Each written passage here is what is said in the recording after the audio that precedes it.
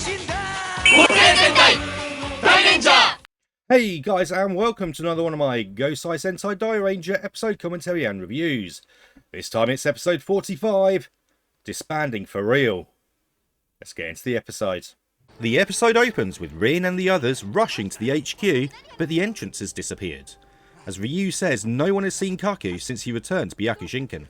Elsewhere, Kaku is watching the sunrise, as he hopes the Rangers will forgive him, as he remembers each of the Rangers and their individual triumphs against the Gorma, before he is approached by First Lieutenant Shiryu, who tells him many Gorma have waited for his return to sort out Shaddam and the others. Kaku asks if preparations are complete, and to proceed immediately, as his lieutenant changes to a monster form and leaves. In town, Kazu and Shoji hear screams before they see the lieutenant marching through the town carrying a large staff. As all 5 Rangers rush to confront it, they transform, but are each knocked aside as it carries on, before leaping to the top of a building and planting its staff. As the Rangers arrive to confront the Gorma again, the staff pulls in energy from the air and blasts the Rangers. They retaliate with a key bomber attack, but it's blocked by a Gorma in red armour, who removes his mask to reveal Master Kaku. Kaku names each of the Rangers before telling them they are disbanded. A proper ceasefire is arranged, and he will prevent any more attacks. The Rangers argue, asking what the staff is for, but Kaku tells them to return to their normal lives. Ryu tries to argue more, but Kaku tells him to listen to him before the Gorma vanish. Back at Rin's place, the 6 Rangers and Kameo are not happy with the new situation, feeling betrayed by Kaku. Ryu says they have no choice but to do it, as Rin says she thinks it's a bluff and Kaku has some other plan. Ryu sends Daigo, Kazu and Rin to try to find their HQ, as he and Shoji check out the staff. Ko and Kameo are told to stay put until called. Shoji makes a comment about Ryu taking over with Kaku gone, and Ryu angrily tells him to try it himself, as Rin tries to calm things down. At the Gorma Palace, Kaku is with his lieutenant, where he says he has told the Dairangers not to interfere, and if they do, then to eliminate them, as his lieutenant vows to make the plan succeed even if it costs him his life. Leaving just as Shaddam arrives, commenting on Kaku's ability to inspire people, before asking when he will keep his promise.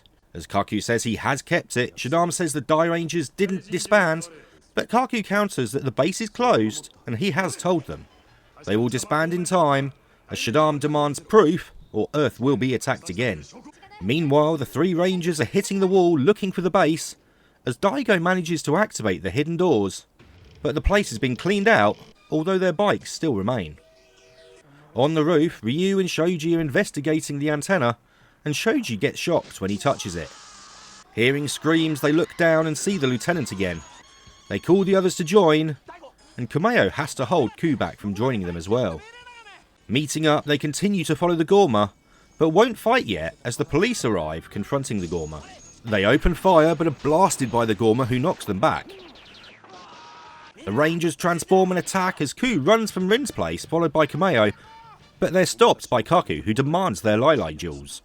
Kameo hands his over, but when Ku refuses, it's taken from him, along with his Kiba changer.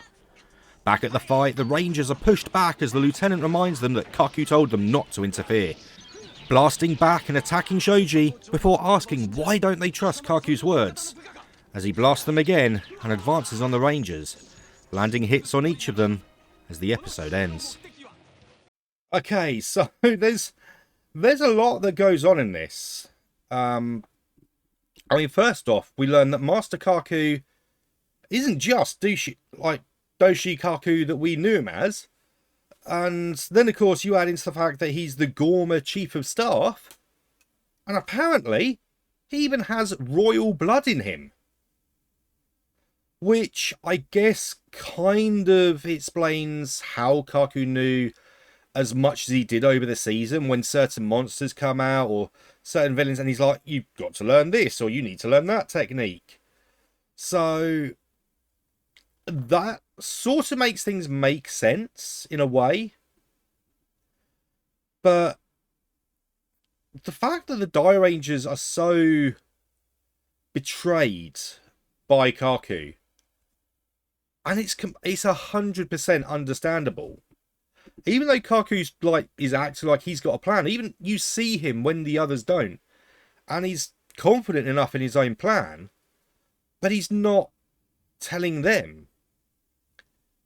So they feel so betrayed. And I'm wondering, did like the kids watching it at the time, like the little Japanese kiddies, when they were watching Dairanger as it aired, how many of them felt betrayed by Cuck? I mean, he was the teacher of the Dairangers.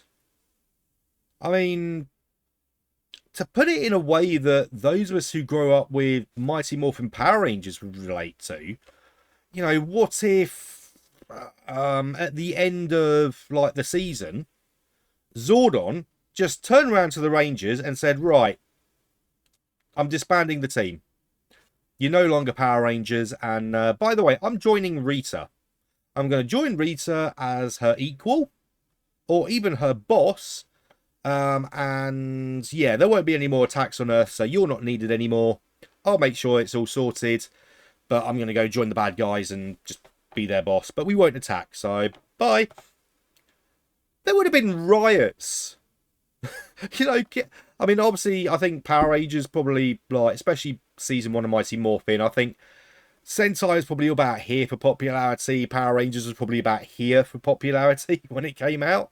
That it was the biggest thing ever. It became a global phenomenon outside of Japan. I should know, I was part of that Power Rangers mania. I loved it.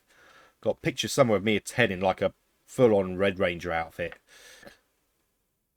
I wonder if I'm going to put that in the edit. I don't know. If a picture came up, then yes, I did put it in the edit. But he even turns around at one point and says, if they don't disband, eliminate them. Can you really be okay with that? I mean, does it... I know he shouts at them, why won't you do as you're told? But, just listen to me, do as you're told, disband, stop being Dairangers. But to turn around and say, if they don't disband, just eliminate them.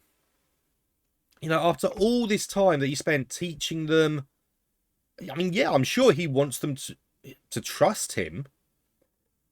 But he also taught them and knows that they have the experience that they solve things themselves as well.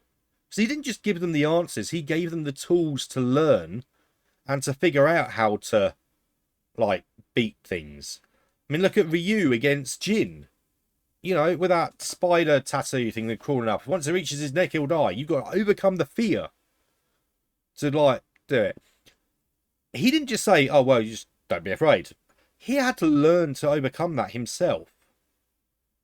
So he can't just expect the Dairangers to just do everything they're told, because he taught them to be independent as a team as well. So it kind of works both ways. As for Mighty Morphin Power Rangers, nothing. Absolutely nothing. Which, I've been predicting for the last couple of videos now. Although, saying that, apparently, Master Kaku's red Gorma armoured suit was apparently used in VR Troopers, The Quest for Power, Part 1 episode. Now, I don't have any VR Troopers. I don't even know if you can even watch it anywhere anymore. Or if you can even watch it in the UK, where I am. So, I don't have a clip of that. I may have a picture, if I've managed to find one or not. But, yeah, that was it, basically. And now they've been disbanded, with 4 episodes to go. Next week is episode 46. The heroes are stark naked. So if you want to see what that's about, don't forget to subscribe and hit that like button. And also click on that bell icon so you get notified when more videos come out. And I'll see you then.